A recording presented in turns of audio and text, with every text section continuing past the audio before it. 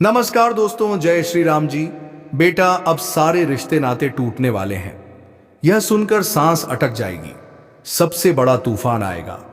आज मैं एक ऐसी बात कहने आया हूं जो तुम्हारे दिल की गहराई में उतर जाएगी, तुम्हारी रूह को छू करके निकलेगी। अगर तुम सच में अपनी किस्मत को समझना चाहते हो, आने वाले खतरे से बचना चाहते हो और अपनी जिंदगी को रोशनी से भरना चाहते हो, तो मेरी बात को ध्यान से सुनना। इस वक्त सब कुछ छोड़ के एकांत में बैठ जाओ। खिड़की दरवाजे बंद कर लो, फोन की आवाज धीमी कर लो और जो बात मैं कहने जा रहा हूं उसे कानों से नहीं, दिल से सुन लो। आज मैं कोई ज्योतिष की सिर्फ गणना नहीं बताने आया हूं, उसके साथ साथ मैं तुम्हें उस ब्रह्मांडीय सत्य से भी परिचित कराने आया हूं जो तुम्हारे अगले 24 घंटों को नहीं बल्कि तुम्हारी पूरी जिंदगी को तय करने वाली है। यह मेरी अंतिम चेतावनी समझो, एक वरदान समझो या फिर उस शक्तिशाली पुकार का जवाब समझो जिसका तुम बेसब्री से इंतजार कर रहे थे। मित्रों, इस समय तुम्हारी कुंडली में शनि की उदासी, राहु का भ्रम और मंगल का अग्निकुंड मिलकर के एक अजीब सा ऊधम मचा रहे हैं।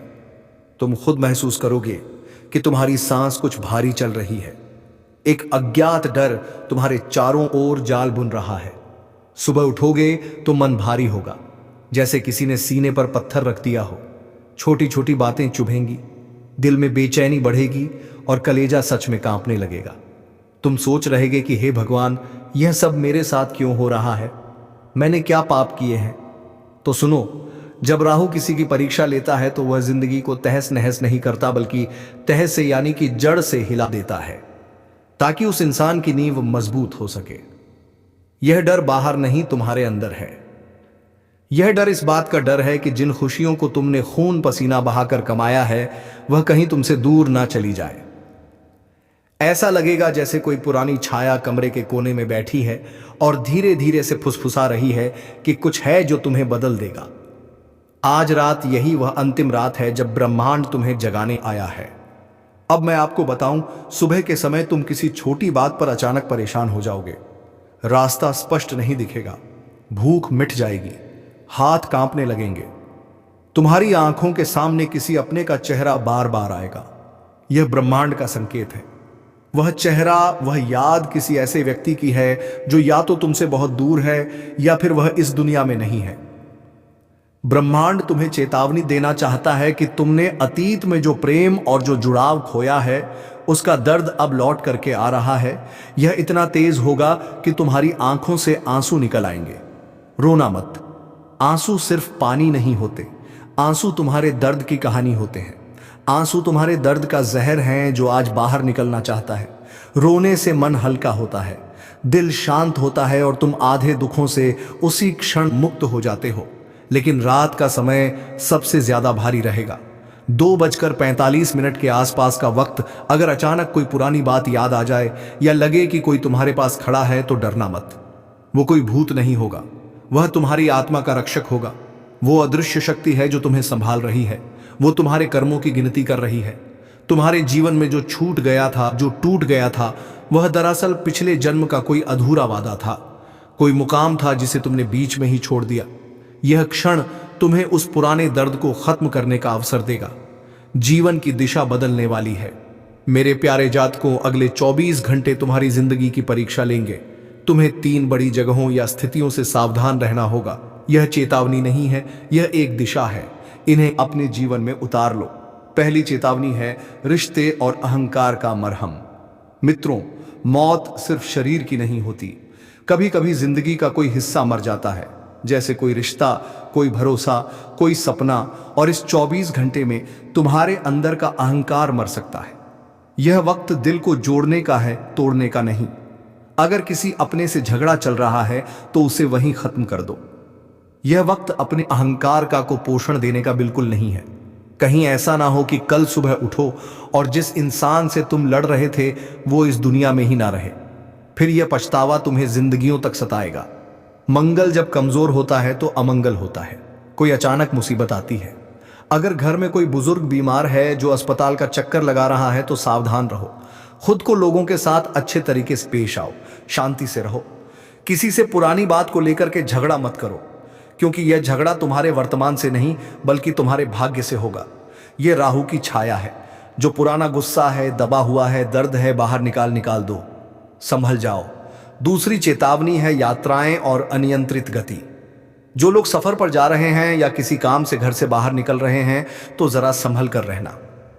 सड़कें कभी कभी मौत का रास्ता बन जाती हैं। गाड़ी थोड़ा धीरे चलाना, संभल के चलाना, फोन पर ध्यान मत देना। दुर्घटना और चोट का योग प्रबल है।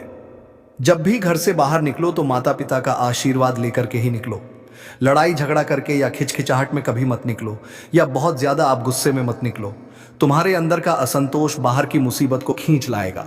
अगर तुम अकेले हो और नींद नहीं आ रही है तो डरना मत।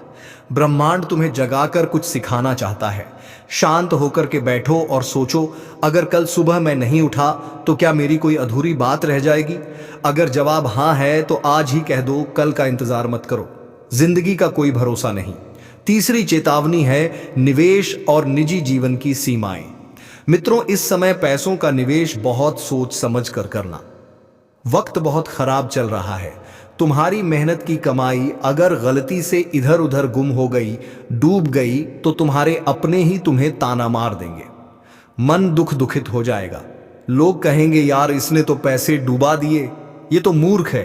अपने खर्चे संभाल कर रखो, आगे बढ़ो, लेकिन सोच समझ करके आगे बढ़ो। और सबसे जरूरी बात तो ये है कि निजी जिंदगी में किसी को भी ज्यादा दखल अंदाजी करने का मौका मत दो। तुम्हारा परिवार, तुम्हारे पति की आपस की बातें किसी को नहीं बतानी है, शेयर नहीं करना है, गुप्त रखना है। जब तुम अपनी निजी बातें बाहर बताते हो तो ग्रहों की नकारात्मकता उन बातों पर हावी हो जाती है। तुम्हारी कमजोरियां दूसरों का हथियार बन जाती हैं। मेरे प्यारे जातकों, तुम पर एक कार्मिक गहरा प्रभाव है। जो गलतियां तुमने बरसों पहले की थीं, तुम पर एक कार्मिक ऋण का गहरा प्रभाव है, और वही गलतियां अब किसी और के रूप में लौटेंगी। कर्मों का हिसाब होगा। कोई ऐसा व्यक्ति तुम्हारे सामने आएगा जो तुम्हें वही दर्द देगा जो तुमने कभी किसी और को दिया था। तुमने अपने गलत और सही कर्मों का एहसास दिलाया जाएगा, लेकिन घबराना मत। यही क्षण तुम्हें उस कार्मिक जाल से बाहर निकालेगा। धैर्य रख लेना, दर्द को झेल लेना, तो तुम्हारे नाम को दूसरों की प्रार्थना में बदलने का एक बड़ा बदलाव आएगा। अब वक्त है माफी मांगने का, किसी और से नहीं बल्कि खुद से। कभी अगर जीवन में कुछ किसी के साथ अनजाने में भी गलत किया हो तो खूब माफी मांगिए, पश्चाताप से भर जाइए, तभी जाकर के जीवन में खुशहाली मिलेगी। ग्रहों के हिसाब से यह सारी चीजें मैं आपको बता रहा हूं, जो परिवर्तन हो रहे हैं उसके हिसाब से बता रहा हूं, क्योंकि ग्रह अपना प्रभाव तो दिखाएंगे ही दिखाएंगे। तुमने खुद को माफ नहीं किया तो तुम्हारा 7वां भाव बंद हो जाएगा, और बंद भाव का मतलब है अधूरी किस्मत। अधूरी किस्मत के साथ इंसान जहां भी जाएगा सिर्फ ठोकर ही खाएगा। खुद को माफ करो, अपनी अहमियत को पहचानो। ब्रह्मांड तुम्हें स्पष्ट इशारा दे रहा है। एक बड़ा निर्णय तुम्हारे जीवन में आने वाला है। वह निर्णय तुम्हारे जीवन की दिशा और दशा बदल देगा। हो सकता है किसी रिश्ते का अंत हो या किसी रिश्ते की शुरुआत हो। जिन महिलाओं ने संतान सुख के लिए मन्नतें मांगी थीं, शुभ सूचना उनको जरूर मिलेगी। तुम्हारे घर में किलकारी से संबंधित खुशखबरी आने वाली है। किलकारी गूंजेगी, तुम्हारा मन प्रसन्न होगा। तुम्हें ऐसा लगेगा जैसे जिंदगी पूरी हो गई है। जो लोग उन महिलाओं को ताना मारते थे कोई संतान ना होने की वजह से, वह खुद आकर के तुम्हारे घर तुम्हें बधाई देंगे। ऐसा सोने जैसी औलाद तुम्हें प्राप्त होगी। जो लोग ताना देते थे वह लोग खुद अब आंख नहीं दिखा पाएंगे। तो इसीलिए घबराना मत और जीवन में खुशहाली से रहना सीखो। घड़ी की सुइयों पर नजर रखो। सपनों को पूरा करने के लिए आगे बढ़ो। कल की चिंता छोड़कर आज पल को पूरी ताकत से जी लो। खुद को खुश रखो, आगे बढ़ाओ, तभी जीवन में तुम्हें सब कुछ अच्छा होता हुआ दिखेगा। क्योंकि जीवन होता ही है कष्ट, खुशहाली, दुख, दर्द, प्रसन्नता सब झेलने के लिए। जीवन एक जैसा संभव नहीं रहता, किसी का भी नहीं रहता। जीवन में दोनों चीजें सबके आती हैं। जैसे मान लो कोई एक बहुत बड़ा नेता है, वो एक बार जीत गया अपने चुनाव में, अगला चुनाव जब आया तो फिर से उसको उतनी ही चिंता रहेगी। उसको भी रात की नींद नहीं आएगी कि मैं जीतूंगा या हारूंगा या जीतूंगा या हारूंगा। और अगर वह हार गया तो कितना बड़ा नेता था, चाहे कोई अमीर हो चाहे गरीब हो, जितना दुख उसको हुआ था उससे भी ज्यादा दुख उस बड़े नेता को भी होता है। ऐसे ही कोई अगर मान लो बहुत बड़ा व्यापारी है, कोई नया व्यापार उसने शुरू किया है, तो उसकी जो ये हृदय है वह पूरी तरह से धक धक धक धक करता रहता है, क्योंकि उसको भी जीवन में नहीं पता कि क्या होने वाला है, शुभ होगा या अशुभ होगा या कैसे होगा। क्योंकि यह सिर्फ एक ज्योतिषीय सवाल नहीं है, ये आत्मा की पुकार होती है जो सबको झेलनी पड़ती है, सबको मिलती है। जीवन में एक जैसा किसी के नहीं रहता। तो ये सोच करके मत दुखी होना कि आज आपके जीवन में कष्ट है या आज आपके जीवन में कोई आपकी सुन नहीं रहा है, कोई आपका साथी नहीं है। यह परिस्थितियां सबके जीवन में बदलती हैं। तो इसलिए परेशान होने की तो बिल्कुल जरूरत नहीं है, क्योंकि जितना ज्यादा परेशान रहोगे उतना ही ज्यादा आप अपने लक्ष्य से भटकते जाओगे। तो परेशान होने का कोई सवाल नहीं है। परेशान होना भूल जाओ। परेशान नहीं होना है, किसी भी वजह से परेशान नहीं रहना है। अपने आप पर हमेशा भरोसा रखना, क्योंकि ग्रहों की स्थितियां ऐसी हैं कि शनिदेव जी महाराज अब आपकी राशि पर प्रसन्न हो रहे हैं। तो अब जबकि यह साल जा रहा है और नया साल आएगा, आपके जीवन में ऐसी ऐसी खुशियां लाएगा कि आप खुद नहीं सोच पाएंगे। आप फूले नहीं समाएंगे। ऐसी ऐसी खुशखबरी आपको मिलेगी। आप अपने जीवन में वह मुकाम हासिल करेंगे जो आप कभी हासिल करना चाहते थे, और अब तो उसका सपना भी छोड़ दिया था, ये मान करके कि अब ये हमारे बस की बात नहीं है, अब ये हमसे नहीं हो पाएगा, क्योंकि हमारे पास इतने संसाधन नहीं है, इतना रुपया पैसा नहीं है, और इतने हमारे पास लोग नहीं है मदद करने के लिए कि हम उस बड़े लक्ष्य को पालें। लेकिन अब ये जाता हुआ साल और आने वाला साल, नया साल तुम्हें वह सब कुछ देगा जो तुमने कभी सपने में सोचा था। बस कुछ बातें हैं जो तुम्हें अपनानी है। ये बातें मान लेना मेरी। अपने घर को साफ सफाई से रखना शुरू करो। कोई भी पुरानी टूटी फूटी चीजें हैं जो काम की नहीं है, उनका लालच छोड़ के उनको घर से बाहर निकालो, उनको बाहर कर दो, घर में मत रखो। चाहे वो पुराने इलेक्ट्रॉनिक के सामान हो, चाहे टूटी हुई घड़ी हो, चाहे बहुत पुराने कपड़े हो, चाहे टूटे फूटे फर्नीचर हो, पुराने कॉपी किताब हो, जो किताबें हैं ज़रूरत की हैं उनको मत बाहर निकालिए।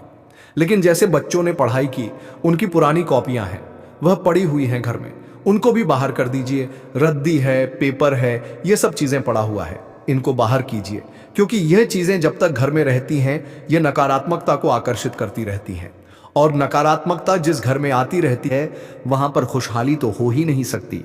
खुशहाली का कोई वहाँ नाम ही नहीं है।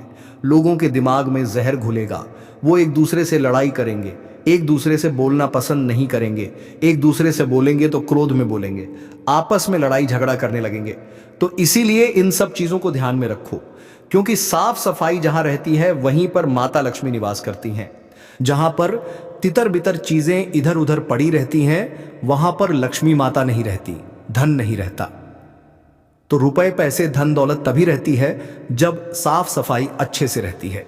दूसरी चीज, अपनी जो घर की चौखट है उसको खूब साफ सफाई करो। घर के दरवाजे के बाहर खूब साफ सफाई करो, क्योंकि लक्ष्मी माता वहीं से अंदर आती हैं। वहां पर शाम के समय एक दीपक जलाओ, थोड़ा सुगंधित रखो। उस जगह को जूते चप्पल वहां पर फैला के मत रखो।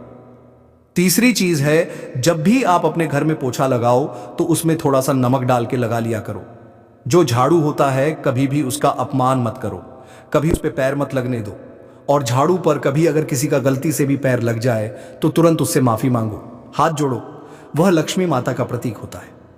एक काम और जो बहुत से लोग गलतियां करते हैं अपने घर में, कि भगवान भोलेनाथ को तुलसी पत्र चढ़ाते हैं। नहीं चढ़ाना है। भगवान भोलेनाथ को तुलसी पत्र कभी नहीं चढ़ाना है। और यहां तक कि भगवान भोलेनाथ के पास या शिवलिंग के पास कभी भी तुलसी जी को नहीं लगाना है। इससे भोलेनाथ जी को भी बुरा लगता है, तुलसी जी को भी बुरा लगता है। ऐसा कभी नहीं करना है। यह ध्यान रखना मेरी बातों को। एक और बात आपको अपनानी है जीवन में खुशहाली के लिए। वो ये है कि जो घर की झाड़ू होती है वो किसी को मांगने पर नहीं दी जाती, और उसको ऐसी जगह पर नहीं रखा जाता है जहां पर लोगों का आते जाते उस पर निगाह पड़े। तो ऐसी जगह पर झाड़ू अपने घर के रखना जहां पर आते जाते लोगों की उस पर कोई निगाह ना पड़े, या घर में कोई आपके आ जाए तो झाड़ू ही तुरंत ना दिख जाए। ऐसी जगह पर उसको रखना। दूसरी चीज है कि झाड़ू को ऐसे सीधा करके नहीं रखना होता है। झाड़ू को हमेशा ऐसे लेटा कर रखना होता है। इससे लक्ष्मी माता प्रसन्न होती है। एक और बात है जो महिलाओं के लिए है खास करके, कि घर में शाम का जब खाना हो जाता है तो किचन में जो झूठे बर्तन होते हैं रसोई घर में, बहुत सी महिलाएं ऐसी हैं जो उनको रख के ही सो जाती हैं। ऐसा नहीं करना है। रोज खाने के बाद 2-4-10 मिनट की बात होती है, थोड़ी तकलीफ सही, लेकिन उनको साफ करके ही फिर आपको अपना आसन लेना है। आपको अपने बिस्तर पर जाना है, सोना है, क्योंकि इससे माता अन्नपूर्णा का अपमान होता है। अगर झूठे बर्तन पड़े रहते हैं और जहां पर माता अन्नपूर्णा का अपमान होता है, लक्ष्मी जी कभी निवास नहीं करती, तो आपके घर में फिर कंगाली आती जाएगी। जिस भी घर में बर्तन तितर बितर या फिर झूठे ऐसे पड़े रहते हैं, रात भर वो पड़े रहते हैं, वहां पर कभी भी लक्ष्मी माता नहीं टिकती हैं। ये बात बिल्कुल निश्चित है और ये आप भी अपने आसपास अंदाज करके देख सकते हैं। तो ये सारी चीजें आपको अपने जीवन में आगे बढ़ने के लिए अपनानी पड़ेंगी और अगर आप इनको अपना लिया तो आप खुद से महसूस करेंगे कि आपके जीवन में ऐसी तरक्की होने लगी है कि जैसा आपने सोचा भी नहीं था। ये तरक्की क्षणिक नहीं होगी, ये तरक्की हमेशा हमेशा के लिए होगी जो आपके साथ चलेगी और ये दिन प्रतिदिन बढ़ती ही जाएगी। ये घटेगी नहीं, ये कम नहीं होगी। तो इन सब चीजों को आप अपने जीवन में उतार लीजिए। अगर आप मेरी बातें मानना शुरू कर देंगे तो कुछ दिनों के अंदर खुद ही आप अपने जीवन में परिवर्तन देखना भी शुरू कर देंगे। यह बात आप करके आजमा के देख लीजिए। भगवान भोलेनाथ आप सबका कल्याण करें। एक बार सच्चे मन से जयकारा लगाइए। हर हर महादेव। जय लक्ष्मी माता।